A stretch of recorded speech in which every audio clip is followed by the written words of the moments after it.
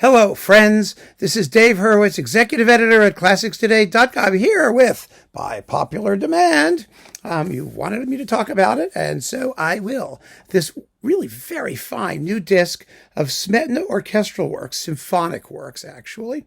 It's not as complete as some of the other Smetana complete symphonic works, like, Theodore Kuchar's on Brilliant Classics, but it has some wonderful things in it. I'm going to tell you about, and it's wonderful. This is on Supraphon, 3 discs with the Prague Radio Symphony Orchestra, conducted by Petr Popelka. Petr Popelka, that's his name, and he's very good. Surprisingly lively. I mean, the best thing about this set that I can tell you straight out is that it's just really, really exciting. And, nowadays, it's so rare to hear something that's just really exciting, especially, studio recordings and things. Everybody's so careful and everybody is trying to be profound, I guess. I don't know what they're doing. But just to go out there and let it rip. I mean, this sounds like the Czech recordings of old. An orchestra that may not be like, the greatest thing in the universe, but they're exciting. They know the music. They play with intensity and vivacity and with some interesting, unique tonal characteristics in the brass and percussion and the woodwinds, particularly screaming piccolos at the top of, the orchestral range. I mean, they really make this music sound special.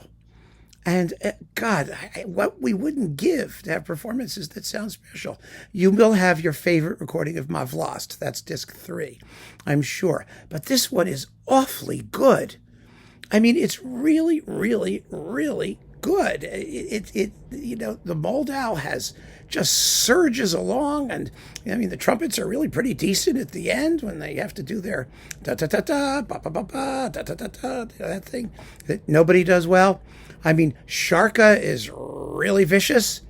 At the end, the final scramble, maybe there could be a little bit more clarity because they're all just going nuts. Why wouldn't you rather have that, than something that's too careful? I mean, they're Amazons. They're murdering people. I mean, yes, it's great. Tabor and Blahnik, which are always sort of tricky because they're thematically not terribly interesting and they tend to lay there. I mean, they don't. They just don't. This thing just hauls, and that's fabulous. And you hear it throughout the program. Disc 1 gives you the 3 other major tone poems, Richard III, Wallenstein's Camp, and Hakon Jarl. And they're also extraordinarily exciting. And, if you think that they're somehow, not as interesting as Ma Vlast, well, I mean, okay, maybe they aren't quite, but they are played as though they matter, for high drama. And that's what you get. And then, as a super-duper, uber special treat, you get George Sell's arrangement of the first string quartet from My Life, which is a very sensitively done arrangement. It's really, really well done and strangely uninhibited. Sell is interesting because, he recorded it in mono. And then there was another recording, Jeffrey Simon did it on Chandos. I mean, there have been a couple of this particular arrangement. But it's fantastically well done. It's colorful and really uninhibited. It doesn't sound like Sell's trying to be classically strict with the whole thing because it was a string quartet. It sounds like a fully realized orchestral work. So that's absolutely splendid.